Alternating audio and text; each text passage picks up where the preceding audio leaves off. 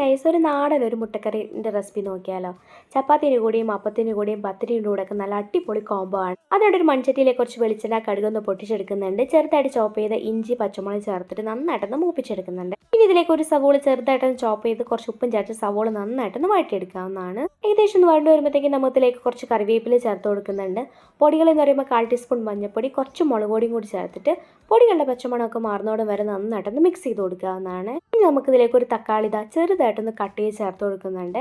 ഇനി തക്കാളി നമുക്കൊരു മീഡിയം ഫ്ലെയിമിൽ ഇട്ടിട്ട് നമുക്ക് അടച്ചു വെച്ചൊന്ന് കുക്ക് ചെയ്തെടുക്കാവുന്നതാണ്. ഇനി നമുക്കിതിലേക്ക് തേങ്ങ അരച്ച് ചേർക്കാണ് ചെയ്യേണ്ടത് കേട്ടോ. തേങ്ങയിലേക്ക് കുറച്ച് വെള്ളം കൂടി ചേർത്ത് നന്നായിട്ട് പേസ്റ്റ് ആക്കിയിട്ട് ആ അരപ്പ് കൂടി ഇതിലേക്ക് ചേർത്ത് കൊടുക്കുന്നുണ്ട്. ഇനി മുട്ടക്കറിക്ക് നമുക്ക് എത്രയാണ് ആവശ്യമായിട്ടുള്ള വെള്ളം കൂടി നമുക്ക് ഈ ഒരു സമയത്ത് ചേർത്ത് കൊടുക്കാവുന്നതാണ്. എല്ലാം കൂടി നന്നായിട്ടൊന്ന് മിക്സ് ചെയ്ത് കൊടുക്കുന്നുണ്ട്. ഇനി നമുക്കിതിലേക്ക് ആവശ്യമായിട്ടുള്ള ഉപ്പ് കൂടി ചേർത്തിട്ട് നന്നായിട്ട് തിളപ്പിച്ചെടുക്കാവുന്നതാണ്. ലാസ്റ്റായിട്ട് പുഴുങ്ങിയ മുട്ട കൂടി ചേർത്ത് ഇളക്കി കഴിഞ്ഞാൽ നമ്മുടെ നാടൻ മുട്ടക്കറി തയ്യാറാണ് കേട്ടോ.